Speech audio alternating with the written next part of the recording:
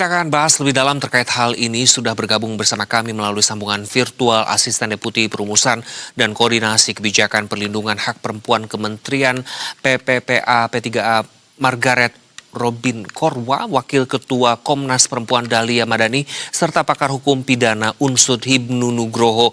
Selamat malam Bapak dan Ibu-Ibu. Terima kasih sudah bergabung bersama kami. Selamat malam, Mas. Baik, saya ke Ibu Margaret terlebih dahulu. Ibu, tadi kita sudah dengar bersama begitu ya, pernyataan Ibu Menteri P3A begitu mengecam keras kasus ini. Lantas, sebetulnya apa sih langkah konkret yang kemudian akan dilakukan Kementerian P3A ini untuk mengawal kasus ini hingga tuntas dan para pelaku mendapat hukuman setimpal begitu, Ibu? Kementerian Pemberdayaan Perempuan dan Perlindungan Anak memberikan apresiasi kepada Universitas Indonesia melalui Satgas Pencegahan Penanganan Kekerasan di Perguruan Tinggi yang sudah bergerak setelah mendapatkan melakukan justifikasi terkait dengan pelaku yang telah melakukan pelecehan seksual verbal. Kepada para korban, dan mereka lupa bahwa ruang digital itu bukan tempat yang aman untuk menormalisasi candaan seksual. Seharusnya teman-teman di Fakultas Hukum yang menjadi terduga pelaku bisa lebih paham terkait dengan aturan hukum yang mereka pelajari. Baik, Ibu Margaret, kita ke Ibu Dahlia. Ibu Dahlia, bagaimana sebetulnya Komnas Perempuan melihat kasus chat vulgar yang melibatkan mahasiswa ini? Tidak sedikit, 16 mahasiswa begitu. Apakah sudah bisa dikategorikan sebagai bagian dari kekerasan seksual berbasis digital begitu? Dan bagaimana pula pelindungan untuk para korban? Apakah Komnas Perempuan juga akan melakukan pendampingan untuk para korban, Ibu? Baik, selamat sore Mas. Yang pertama, Komnas Perempuan menyesalkan dan mengecam tindakan perbuatan seksual melalui chat yang menggunakan fasilitasi digital ya, yang merendahkan martabat perempuan di situ di dalamnya. Yang kedua, Komnas Perempuan mengapresiasi atas tindakan cepat untuk mendorong proses terutama penjangkauan pada korban dengan proses pemenuhan hak-hak korban, terutama yang diusung atau dilindungi di dalam Undang-Undang Tindak Pidana Kekerasan Seksual, dan mengapresiasi langkah-langkah yang dilakukan oleh kampus khususnya untuk keberpihakan pada korban, tapi juga mendorong kampus untuk memfasilitasi jika korban melaporkan pada proses hukum. Dan menurut Komnas Perempuan, tindakan yang dilakukan sebagai dugaan kekerasan seksual di dalam dunia digital, dia menjadi bagian kekerasan seksual, terutama melanggar dugaan melanggar pasal 5 Undang-Undang TPKS, yaitu pelecehan non fisik tapi menggunakan digital, sarana digital. Baik. Ini mohon maaf di latar belakangnya azan maghrib. Baik, baik Ibu. Sebelum ke Prof. Hibnu, saya kembali ke Ibu Margaret. Ibu Margaret, tentu ini pasti apakah ada korban begitu atau pihak korban yang kemudian sudah menghubungi kementerian untuk melaporkan perlakuan yang diterimanya atau meminta perlindungan, dan bagaimana langkah sebetulnya yang diambil dari kementerian untuk mereka? Karena seperti informasi yang sudah kami himpun, kasus ini sudah bergulir dan diusahakan oleh pihak-pihak terkait. Korban ini 1,5 tahun, Ibu.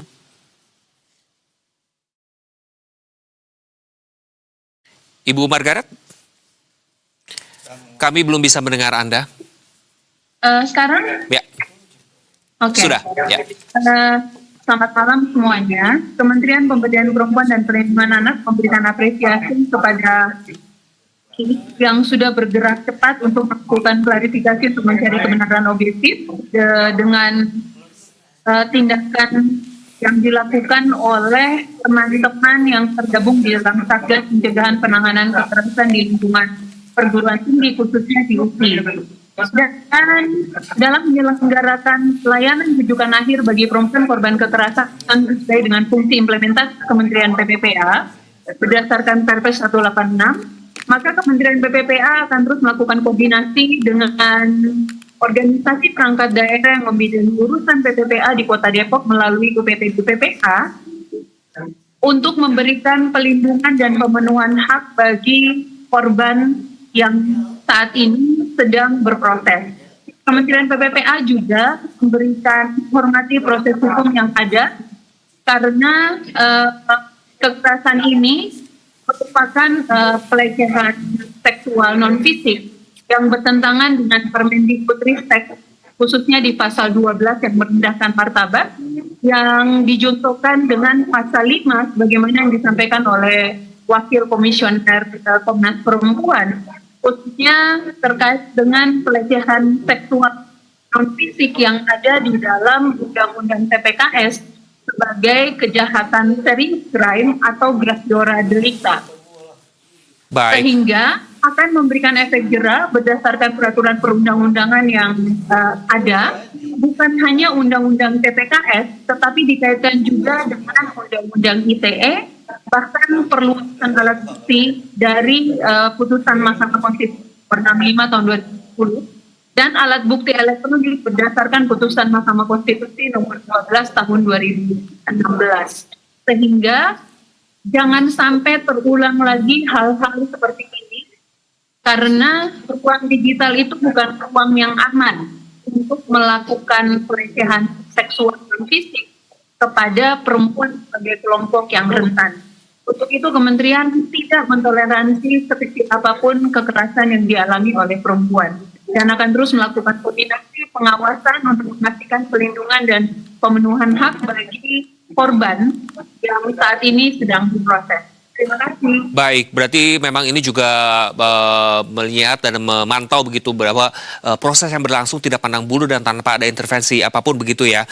Kita ke Prof. Hipnu. Prof. Hipnu, bagaimana Anda melihat tadi sudah disampaikan oleh Ibu Dahlia begitu bahwa UU TPKS ini dalam tanda kutip bisa menjangkau begitu fenomena kekerasan seksual berbasis digital seperti ini. Jika menurut Anda para terduga pelaku terbukti bersalah, seperti apa sebetulnya Prof potensi hukumannya? Karena ini pada lingkup perguruan tinggi, maka masing-masing perguruan tinggi itu ada Satgas PPKS. Baik. Satgas PPKS itu nanti yang melakukan suatu klarifikasi, yang melakukan bukti-bukti untuk menentukan bagaimana terkait tindak pidana dugaan yang bersangkutan. Dengan demikian nanti, karena ini pada lingkup akademik, ada peraturan rektor yang masing-masing ketika ada dugaan si pelaku, ada namanya sanksi ringan, sanksi sedang, maupun sanksi berat. Dan itu, sanksi ringan itu terkait dengan permaafan, minta maaf. Sanksi sedang itu kaitannya mungkin dengan kaitannya tidak boleh musik ke kuliah. Sanksi ketiga ada DO yang kemungkinan bisa diserahkan kepada APH. Nah, disinilah nanti ketegasan Satgas PPKS sangat menentukan untuk dilakukan suatu pemeriksaan itu secara objektif mungkin. Karena ini berkaitan dengan mahasiswa, kaitan yang berkaitan dunia pendidikan. Sehingga jangan sampai memberikan trauma. Demikian juga pihak kampus harus betul-betul objektif. Gitu Mas. Baik, betul-betul objektif begitu melihat bagaimana juga dari kuasa hukum para korban ini menyampaikan bahwa dari 3 unsur untuk drop out, mereka menuntut untuk drop out. Prof, jika dikaitkan dengan undang-undang tindak pidana kekerasan seksual, sejauh mana percakapan seperti ini bisa dijerat secara hukum, Prof?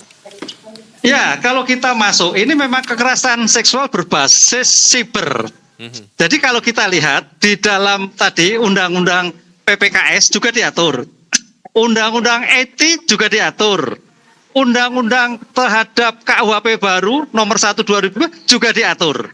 Dengan demikian dalam hal ini memang ancamannya cukup berat. Kalau hanya sebagai terkait dengan cyber, sebagai perkataan-perkataan yang dikatakan verbal tadi, ancamannya bisa 1 tahun Mas, 1 tahun lebih kan gitu. Ini yang menjadikan permasalahan. Sehingga kalau itu sampai menjadikan suatu tindakan berat bisa 4 tahun, bisa 12 tahun. Disitulah saya kira nanti PPKS akan melihat klarifikasi. Apakah ini hanya sebagai bentuk candaan yang dalam sebuah siber, tapi kan menyangkut orang. Itu kan sudah merendahkan sekali karena menyangkut orangnya ini sehingga menjadi delik aduan. Jadi jangan sampai nanti juga orang-orang beliau-beliau yang disebutkan dalam tadi itu mengadukan, itu hak yang bersangkutan. disinilah nanti PPKS akan melihat sebagai bentuk apakah penyelesaian secara ringan ataukah langsung pada APH, begitu Mas. Baik, kita ke Ibu Margaret terlebih dahulu sebelum ke Ibu Dahlia. Ibu, bagaimana kembali kementerian memastikan agar Satgas PPK UI ini dapat mengusut kasus ini secara transparan tanpa pandang bulu dan tanpa ada intervensi apapun? Apakah sudah ada komunikasi begitu dari pihak kementerian dan pihak lainnya, termasuk juga dari kampus UI sendiri terkait bagaimana ini harus transparan dan diusut tuntas begitu tanpa pandang bulu, Ibu? Ya, saat ini Ibu Menteri sendiri sedang berada di UI untuk melakukan Baik. koordinasi dengan Satgas Pencegahan Penanganan Kekerasan di Perguruan Tinggi, dan dalam melakukan fungsi implementatif, Kementerian PPPA juga sudah melakukan koordinasi dengan organisasi perangkat daerah yang membidangi urusan PPPA Kota Depok, dan melalui PT DPPA yang memang menyelenggarakan penyediaan layanan bagi korban kekerasan yang dialami oleh teman-teman Fakultas UI yang saat ini sedang berproses.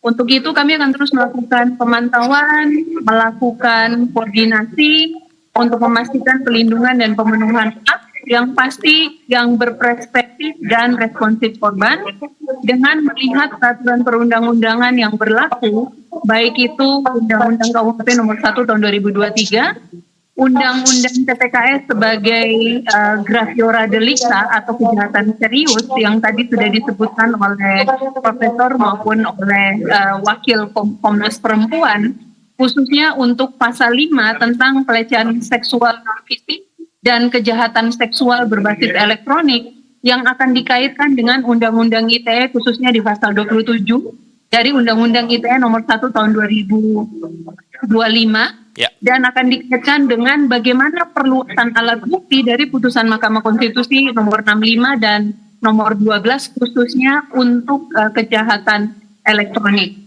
Karena pasal-pasal yang ada di dalam Undang-Undang TPKS itu adalah pasal-pasal terkualifikasi, memiliki hukum beracara, sehingga korban akan mendapatkan haknya secara paripurna. Tetapi kita tetap akan menghormati aturan dari Permendikbudristek nomor 55 tahun 2024 tentang pencegahan penanganan kekerasan seksual di perguruan tinggi, dan kami berharap bahwa Satgas Pencegahan Penanganan Kekerasan Seksual di UI dapat melihat betul apa yang didelegasikan di dalam pasal 12 dari Permendikbudristek Dikti itu sendiri, sehingga memberikan rasa adil secara paripurna buat korban, dan Kementerian PPPA beserta UPTD PPA Kota Depok siap mendampingi korban untuk mendapatkan haknya secara komprehensif, sekaligus memberikan penghormatan terhadap hak asasi manusia. Terima kasih. Baik, Mbak Dahlia, seberapa serius sih fenomena ini dalam peta besar kasus kekerasan terhadap perempuan di ruang digital saat ini, dan juga sebetulnya apakah normalisasi percakapan bernuansa seksual dan merendahkan perempuan di ruang tertutup ini berpotensi juga menjadi pintu masuk kekerasan seksual yang lebih nyata menurut kacamata Komnas Perlindungan Perempuan ini? Ya, Mas, untuk peristiwa kekerasan seksual yang menggunakan fasilitasi digital, ini bukan kasus yang pertama yang dicatatkan oleh Komnas Perempuan. Dulu pernah juga viral, sebagaimana kita ingat, ada grup Pantasis Darah yang juga di dalam percakapannya memuat konten-konten bermuatan merendahkan martabat perempuan ya khususnya, dan Komnas Perempuan mencatat dan mengkhawatirkan pasca pengesahan Undang-Undang Tindak Pidana Kekerasan Seksual, pencatatan terkait dengan kekerasan berbasis gender online, khususnya dalam yang bernuansa seksual, itu sejak tahun 2022 meningkat pesat secara tajam.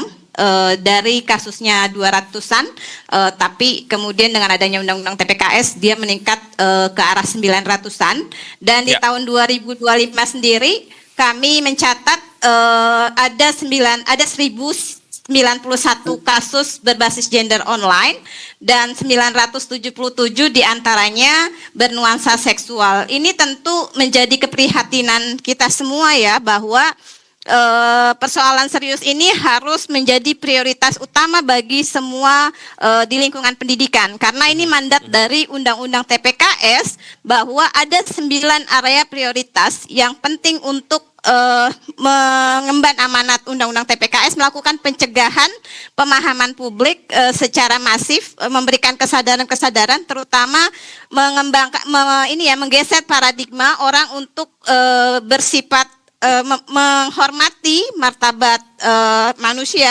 khususnya perempuan, atau tidak melakukan hal-hal yang merendahkan martabat mungkin sejak dalam pikiran. Dan ini menjadi kekhawatiran kami. Ini hanya fenomena gunung es yang ketahuan satu, tapi justru yang terjadi di lapangan banyak sekali. Baik Mbak Dahlia, tentu ini juga kita melihat begitu bagaimana sebetulnya batas kewenangan kampus dalam menjatuhkan sanksi dibandingkan dengan aparat penegak hukum jika memang ini jatuh ke ranah tindak pidana. Bapak dan Ibu-Ibu, kita tahan dulu, kita jeda sesaat, kita akan kembali dan pemirsa tetaplah bersama kami di Berita Satu Utama.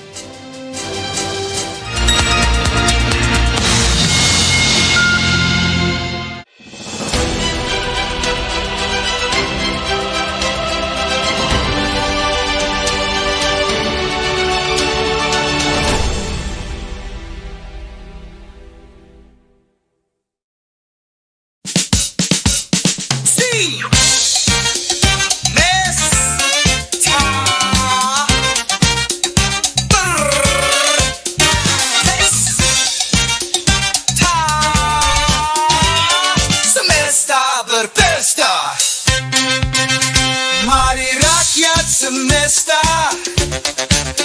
lepas hasrat berpesta, semesta,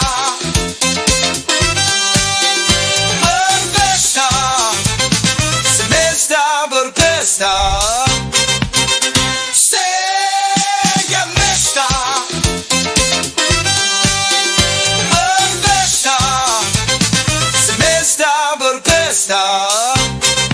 Semesta berpesta, mari rakyat semesta, lepas hasrat berpesta, semesta, berpesta, semesta berpesta.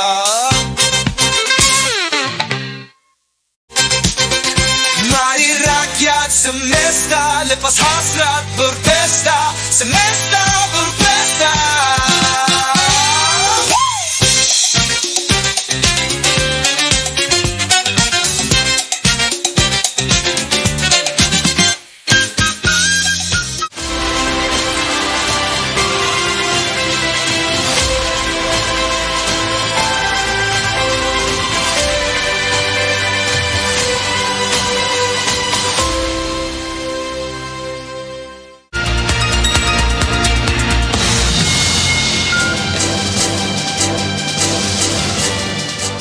Terima kasih pemirsa, masih bersama kami di Berita Satu bersama saya Iqbal Suitami Haja dan 3 narasumber yang masih bergabung bersama kami terkait bagaimana isu grup chat yang berujung kasus di mana melibatkan sejumlah mahasiswa Universitas Indonesia ke Prof Hipnu.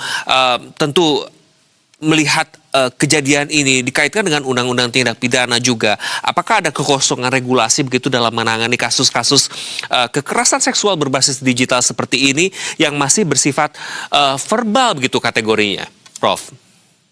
Justru tidak ada kekosongan ya. Di sini adanya yang penting bagaimana keberanian penegak hukum, keberanian pengelola kampus untuk betul-betul memberikan suatu perlindungan. Karena kalau kita lihat undang-undang sudah cukup, KUHP baru sudah semakin progresif, undang-undang IT demikian juga, spirit undang-undang PPKS apalagi, pembuktiannya sangat mudah, karena keterangan-keterangan dari korban itu sudah berbukti. Ini yang menjadi dasar, Mas. Makanya yang terjadi permasalahan ini sebetulnya bagaimana tadi pada lihat tadi, korban itu berani dan korban itu bisa tidak menjadikan trauma. Ini yang jadi masalah, karena berdasarkan psikis. Sehingga penyelesaian terkait dengan litigasi itu kadang-kadang dikesampingkan. Atau minta maaf, selesai. Penyelesaian damai, selesai lah. Ini yang kadang-kadang tidak menjadikan efek jera. Nah, oleh karena itu kalau sudah seperti ini sebagai efek jerah, saya kira suatu yang jalan utama kalau Ya. apalagi sudah korbannya banyak. Begitu, Mas. Baik, Prof, sejauh mana menurut Anda batas kewenangan kampus dalam menjatuhkan sanksi dibandingkan dengan aparat penegak hukum? Karena memang efek jerah yang tadi Anda sebutkan juga menjadi pengingat gitu ya untuk secara skala nasional juga. Ya, efek jerah memang di kampus itu ada sanksi administratif, Mas. Makanya tadi katakan di dalam peraturan rektor itu ada namanya sanksi ringan, itu permintaan maaf kepada sivitas akademika. Ya. Kemudian sedang itu terkait dengan tidak boleh mengikuti kuliah satu semester. Yang berat mungkin kaitannya dengan DO. Nah, kemudian yang itu yang terjadi. Kalau sampai memang tidak ada suatu titik temu pencegahan ke depan, ya mau tidak mau harus disampaikan pada penegak hukum. Sebetulnya tanpa ada tindakan dari kampus pun, korban itu bisa melakukan suatu tindak hukum, gitu, Mas. Ini yang karena kadang-kadang menjadikan aspek psikologis itu yang kadang-kadang tertutup tadi, Bu Dahlia tadi, tutup jika nggak berani. Ini yang jadi problem sehingga menjadi gunung esnya di situ.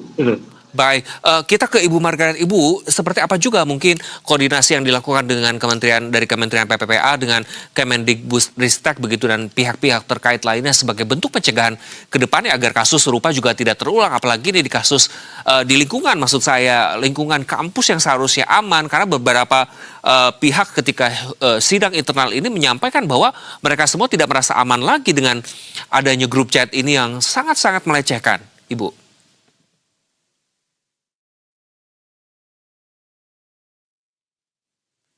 Ibu, kami belum bisa mendengar Anda. Ya. Ya. Pertama yang perlu kita pahami bahwa Undang-Undang Nomor 12 Tahun 2022 tentang tindak pidana kekerasan seksual tidak mengenal RJ. Dan kita perlu paham bersama bahwa ruang digital itu bukan tempat aman untuk menormalisasi candaan seksual. Dan seharusnya teman-teman Fakultas Hukum yang belajar hukum ini bukan lagi menjadi pelaku kekerasan seksual, tetapi ke depan mereka akan menjadi orang-orang hukum yang hebat, yang bisa menekankan perlunya menghentikan perilaku pelecehan seksual di media sosial. Karena ini merendahkan harkat dan martabat. Tidak semudah membalik telapak tangan jika itu berdampak kepada psikis. Maka Kementerian Pemberdayaan Perempuan akan melakukan koordinasi dan sudah melakukan koordinasi dengan Kementerian Ristek terkait dengan bagaimana pelaksanaan dari Permendikbud Ristek nomor 55 tahun 2024, apalagi di Undang-Undang TPKS menyebutkan bahwa Menteri Pemberdayaan Perempuan dan Perlindungan Anak sebagai Menko yang harus melakukan koordinasi dalam kaitannya dengan PP 30 tahun 2025 tentang pencegahan, penanganan, pemulihan kekerasan seksual bagi korban-korban kekerasan seksual. Kami terus melakukan koordinasi bukan hanya kepada Kementerian Pendidikan dan Perguruan Kementerian Pendikbud dan Perguruan Tinggi, tapi juga melakukan koordinasi di tempat kejadian perkara, yaitu organisasi perangkat daerah yang membidangi urusan PPPA, yang diselenggarakan oleh penyelenggaraan unit pelaksana pelayanan terpadu PTD PPA di Kota Depok. Dan saat ini kami ulang lagi bahwa Ibu Menteri saat ini sedang berada di UI untuk melakukan koordinasi dalam rangka memastikan pelindungan dan pemenuhan hak bagi korban yang saat ini sedang ditangani, bertemu langsung dengan pihak-pihak di UI. Baik, Ibu Margaret, apakah dari Kementerian PPPA ini juga sudah melihat begitu ya, mengecek begitu sejauh mana nih kondisi para korban? Apakah memang sangat begitu trauma sampai enggan kuliah misalnya, atau seperti apa kondisi para korban yang sudah melapor ke Kementerian PPPA ini? Sebagai informasi dalam memberikan penghormatan dan menjaga prinsip umum dan kode etik layanan, dapat kami informasikan bahwa salah satu korban sudah menghubungi call center Sahabat Perempuan dan Anak 129, Ya. hanya menyebutkan inisial dan meminta perlindungan dan pemantauan terhadap kasus di UI yang dilakukan oleh beberapa mahasiswa Fakultas Hukum dan sudah disampaikan tentang hak-haknya. Tapi sampai saat ini korban belum kembali lagi menghubungi kami untuk pendampingan dan lain sebagainya. Kami menghormati keputusan korban yang sudah berani speak up. Tetapi jika korban menghubungi lagi untuk minta didampingi, maka sesuai dengan pembagian kewenangan yang ada di dalam Undang-Undang Pemda yang menjadi tanggung jawab dari pemerintah Kota Depok, kami akan bersama-sama berkolaborasi, bersinergi untuk memastikan pemenuhan hak bagi korban-korban yang memang secara fisik terdampak dari candaan seksual atau yang merendahkan harkat dan martabat melalui WA Group. Baik, Ibu Dahlia, saya ke Ibu. Bagaimana sebetulnya Komnas Perempuan membaca pola pikir begitu ya, atau budaya yang tercermin dari isi percakapan begitu? Karena memang ini selalu digadang-gadang juga oleh beberapa pihak bahwa terlalu lebay begitu ya menganggap karena ini percakapan internal. Tapi di sisi lain ini nampaknya membutuhkan waktu 1,5 tahun ketika memang salah satu dari pacar salah satu anggota dari grup chat ini memergoki begitu ya adanya grup chat ini dan terus bergulir akhirnya bisa muncul ke permukaan begitu, Mbak Dahlia. Ya, kami menyoroti dampaknya ya Mas ya, dampaknya yang terjadi pada perbuatan-perbuatan yang merendahkan martabat manusia. Bisa jadi trauma karena setiap orang punya pengalaman dan pemicu. Siapa tahu salah satu korban itu juga pernah mengalami kekerasan seksual sehingga dengan peristiwa itu dia kembali terpicu sehingga meningkatkan rasa trauma, rasa depresi yang bisa jadi itu malah memperburuk situasi yang dihadapi. Yang kedua soal ancaman terhadap rasa aman. Jadi setiap orang seharusnya di kawasan akademik yang di mana orang mempelajari pengetahuan dan berkomitmen untuk memiliki sifat-sifat yang teladan, yang berbudi luhur dan memberikan penghormatan terhadap martabat manusia itu dengan sangat mudah dipercakapkan di ruang-ruang grup yang sebetulnya jadi semua orang dengan adanya situasi ini itu menimbulkan rasa takut dan ancaman pada hilangnya rasa aman di kampus ya, yang sebetulnya ini bisa jadi pola atau budaya kekerasan yang sangat masif. Oleh karena itu Undang-Undang TPKS meminta persoalan ini harus dianggap persoalan yang serius. Jadi persoalan yang serius artinya bahwa kekerasan seksual bagaimanapun bentuknya dia dapat memberikan dampak efek yang sangat luas dan dalam pada korban.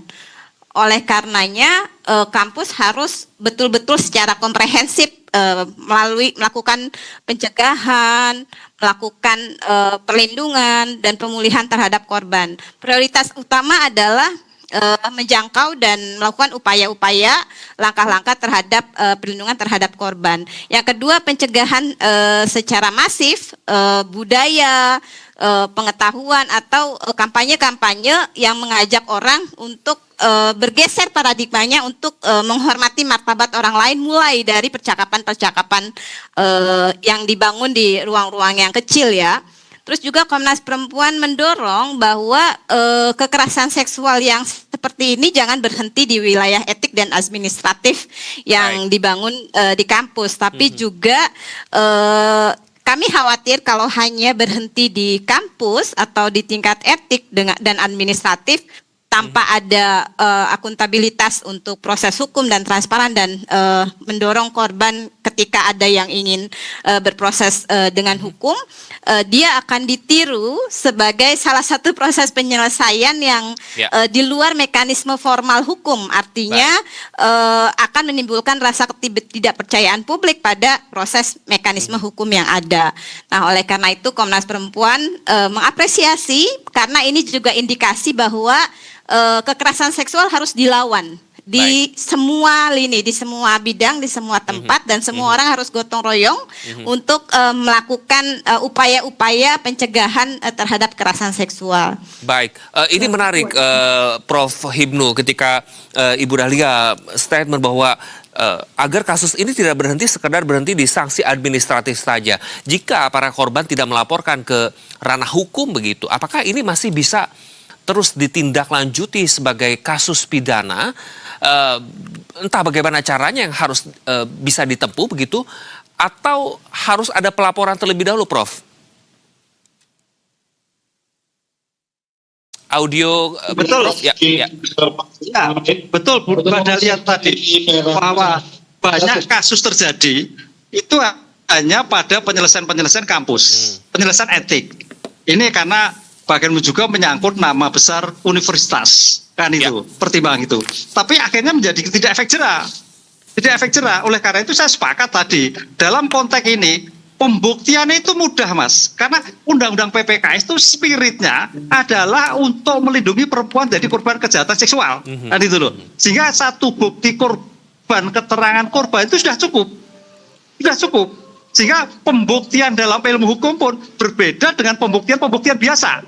Semua punya kualifikasi bukti. Oleh karena itu dalam seperti ini memang saya sepakat bagaimana sekarang kampus-kampus yang ada juga mengoptimalkan selain pelanggaran etik, tapi juga pelanggaran pidana. Karena ini semua delik aduan, Mas. Kadang-kadang juga si korban tidak mengadukan, gitu Bu Dahlia. Karena menyangkut nama baik dan sebagainya. Dalam delik PPKS itu, yang delik umum itu hanya terkait anak di bawah umur dan disparitas. Selain itu delik aduan. Oleh karena itu ini juga tergantung bagi korban apakah mengadukan atau tidak.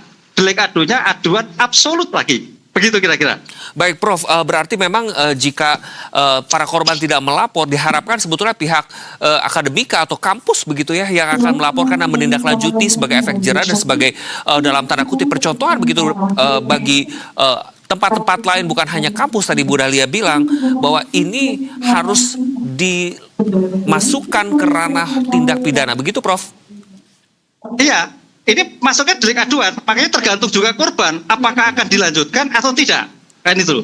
Masuk kualifikasi delik umum itu kalau terkait korbannya anak di bawah umur atau terkait disabilitas. Sekarang kan mahasiswa. Sekarang pertanyaannya, mau nggak mahasiswa itu mengadukan? Delik aduan loh ini ya. Delik aduan kepada penegak hukum. Kalau itu terjadi keberanian yang luar biasa, karena nanti akan membuka suatu borok yang terjadi dalam penanganan yang terjadi, begitu. Baik, kita ke Ibu Margaret terakhir, Ibu. Sejauh ini, apakah kasus ini akan kemudian dibawa ke ranah hukum, Ibu, dari Kementerian PPPA usai hasil pengusutan PPK UI keluar nanti?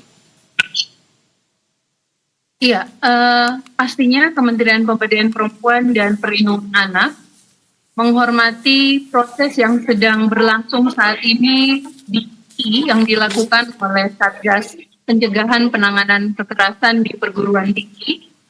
Yang kedua, Kementerian PPPA akan terus berkoordinasi untuk memastikan pelindungan dan pemenuhan hak bagi korban.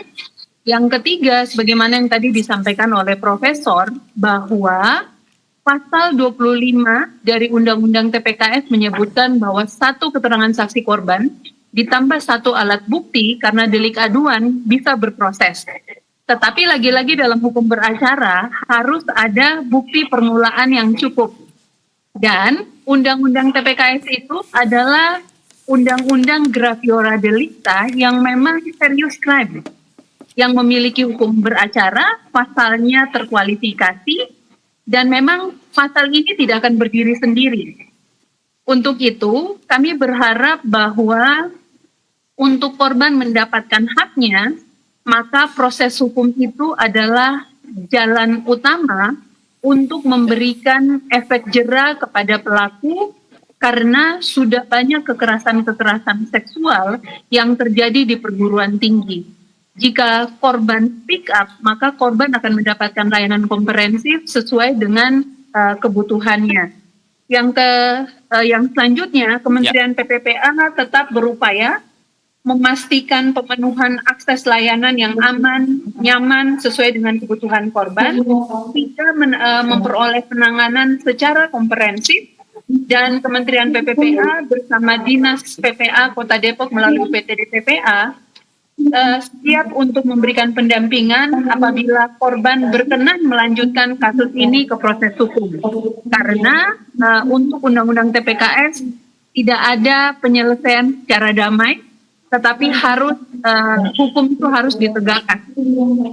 Baik, singkat saja Ibu Dahlia, Prof. Ibnu, berarti disarankan para korban harus melapor begitu ya? Singkat saja. Ya, kalau menurut saya harus Baik. berani. Kan Baik. ini berani, karena itu delik aduan. Tanpa dia yang melapor agak sulit. Karena konteks hukum delik aduan absolut. Jadi Baik. yang bersangkutan sendiri yang mengadukan. Diteruskan atau Baik. tidak tergantung pengadu. Sepakat ya Bu Dahlia? Sepakat, Baik. tapi ada prasyarat utama Baik. untuk membuat korban itu speak up. Yang pertama, pihak Satgas itu harus memastikan bahwa korban untuk menghadapi proses hukum atau menghadapi proses-proses lanjutan itu harus mendapatkan pendampingan. Jadi penguatan psikologis. Jadi prioritas utama adalah penjangkauan korban pada langkah-langkah agar dia berpulih, agar dia berani memberikan keterangan dan membantu proses hukum untuk konteks pencegahannya. Dalam hal ini Satgas UI itu sangat berperan penting, keluarga juga sangat berperan penting, termasuk Baik. juga komunitasnya untuk mendukung langkah-langkah pemulihan, langkah-langkah tadi yang dibilang Bu Robin bahwa akses secara komprehensif itu dapat sehingga dia dengan nyaman memberikan keterangan dan berani bahwa apa yang dilakukannya itu bukan hanya untuk dirinya tapi melakukan pencegahan secara masif orang lain mendapatkan korban, menjadi korban lagi. Baik, sekali lagi tidak pandang bulu dan tidak melihat siapa backingnya. Terima kasih Bapak dan Ibu-Ibu sudah bergabung bersama kami. Selamat kembali beraktivitas, salam sehat selalu. Selamat malam semuanya.